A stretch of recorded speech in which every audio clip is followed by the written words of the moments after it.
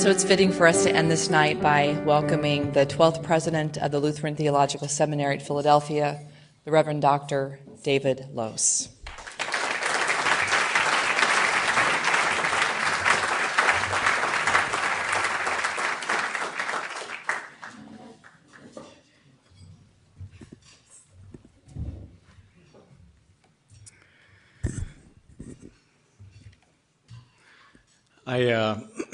I hardly recognize myself, Susan. I wish I knew that guy. Again, I want to offer a word of thanks first and foremost. I wanted to take just a moment and ask if the folks who served on the committee that organized this day and cared for all the logistics and the worship and the buses and everything else, if each of you would just stand for a moment. Committee, inaugural committee, that we can recognize you.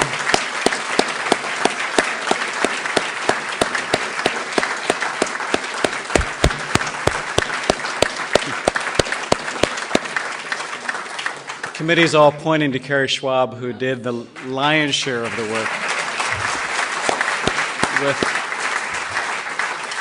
with her typical efficiency, grace, and aplomb. Thank you. And I wanted to say thank you also again to the band. You can't thank a band too frequently. Thank you so much. And I wonder if we also could give a round of thanks for the staff who has served us so well all night long.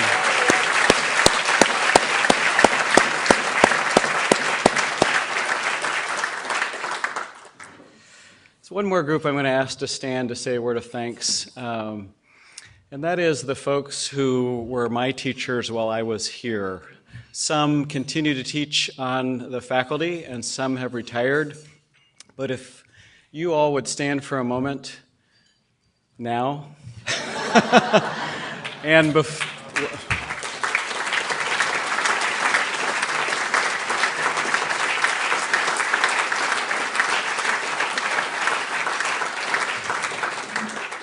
they're the ones to blame.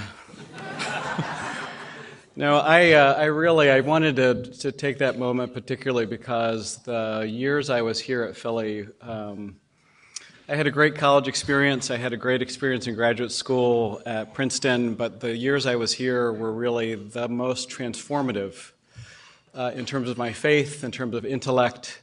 I discovered a faith I grew up in for the first time. I was deepened and stretched and pushed. Everywhere I went, I've been pleased to tell of the exceptional training and preparation I had at this school. And anytime I saw anyone even loosely connected with LTSB, I always said, please go home and tell them how incredibly grateful I am for the experience I had. So thank you for your part in that. I'm going to live up to my older sister's words, and I'm going to tell a story. Briefly, a couple years ago I was working with some pastors in Canada and talking about the changing church and nature of church and the challenge that a generation seems to be having in sharing the faith a generation forward. And one of the young pastors shared a story with me. He said it wasn't long ago that my mom came and said, why don't your brothers or your sister go to church? She was one of four, the only one that continued in church and now a pastor. And he asked his mom, he said, Mom, if they were to ask you why you went to church, what would you tell them? And he said what followed was the most difficult 20 minutes of conversation he'd ever had with his mother. The birds and the bees conversation didn't compare because she didn't know what to say. Because like many adults in our congregation, she hadn't been asked a question about her faith since confirmation. At the end of 20 minutes, kind of hemming and hawing, she finally came out with one clear sentence about why her faith and her church mattered to her. And at the end of that, he said, Mom, that's just fine. When they ask, say that. Ever since then, when I've been teaching in congregations, I'll try to make room at the end of the presentation for a little while and have people do what they hate but is always useful, turn to your neighbor and share just for a moment or two about why this church, why this congregation is important to you. The first time I did that was a church in Fort Collins, Colorado, and on the way out, a gentleman, middle, late 80s, kind of stooped over from age, stopped as he was walking by me and looked up And behind him was his wife, and he said, I just want to say thank you. Because this gal and I have been going to church for more than 65 years together, and until today, neither of us ever knew why the other went. I am absolutely convinced that the church will grow again when we as Christians are more confident of what we believe and why we believe, and our ability to share that in a simple and honest way with the people around us.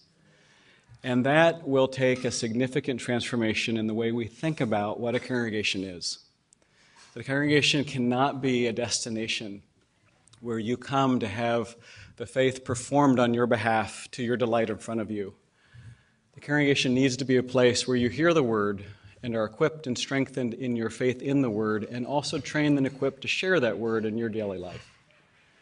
And to think about congregation that way means we need to think about seminaries differently as well.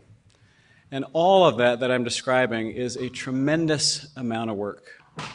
And it is work that we cannot imagine doing alone. I think the idea of a free-standing seminary was for many years a beautiful myth. I'm not sure it was ever as true as we imagined, but I know that right now it has become a dangerous myth. We cannot imagine at this school doing the work, carrying out the mission that we have been entrusted with alone. We will only succeed to the degree to which we invest heavily in our relationships. And one way to think about the legacy of the school is it's 150 years of profound and deep relationships with congregations and ministeriums and synods. For 35 years, we've enjoyed profound relationships with the Urban Theological Institute. For many years, we've shared deepened relationships with ecumenical partners and community partners, and it's going to take all of those for us to prepare leaders for the church that's coming. We cannot do it alone. I'm absolutely convinced as I face those challenges in this new role of two things. The first is that not one of us in this room knows really exactly the way that we will find to give fit witness to the faith. None of us knows what it will take for us to be church in the years to come in a way that is faithful and fitting. But although I'm sure of that, I'm equally convinced that when I look around this room, that God has blessed us with resources and wisdom and experience and faith sufficient to the challenges of this day.